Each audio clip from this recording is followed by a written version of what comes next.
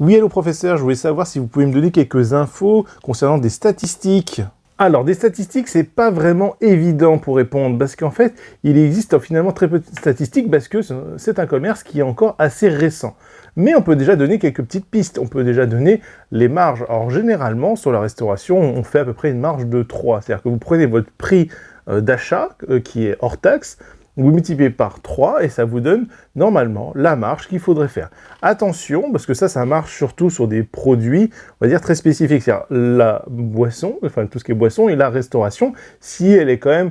un minimum faite par vous-même, c'est-à-dire en gros, soit c'est des choses que vous avez montez vous-même, c'est-à-dire vous prenez tous vos ingrédients, vous avez votre pâte à pizza ou je ne sais pas quoi, vous faites le calcul, vous multipliez à peu près par 3,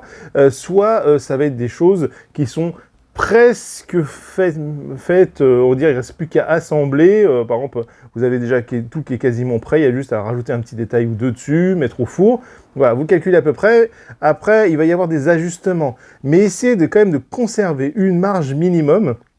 parce qu'il faut pouvoir vivre, et après, un autre ajustement qui se fait, c'est le prix par rapport, on va dire, un peu concurrentiel, par rapport au porte-monnaie, si j'ose dire, des personnes. C'est-à-dire que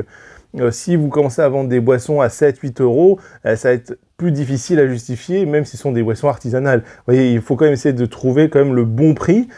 Qu'est-ce qui peut généralement plaire à tout le monde? En moyenne, il suffit simplement déjà de regarder, vous, si vous êtes dans un bar, qu'est-ce que vous êtes prêt à payer, mais surtout, essayez de réfléchir quand même qu'il y a une redondance, des personnes qui viennent régulièrement, donc s'ils viennent régulièrement, il faut essayer de trouver le bon prix, voilà. Donc en termes de statistiques, il y a très peu de choses, on peut juste dire que il faut vous essayer de calculer sur votre surface totale exploitable, c'est-à-dire en gros là où les gens peuvent s'asseoir et jouer, et consommer bien évidemment, combien de personnes vous pouvez mettre, à peu près par jour. Vous faites une petite jauge un peu négative, dans le sens que vous dites, je ne vais pas remplir ma salle tout le temps, donc je vais essayer de faire un taux d'occupation de 60%, 70%. Voilà, c'est à peu près une statistique que je conseille. Et vous dites, voilà, s'il y a, imaginons, 20 places, 20 personnes qui viennent à peu près par jour, s'ils consomment en moyenne, je ne sais pas, 4-5 euros de boisson, et qu'ils n'en prennent qu'une,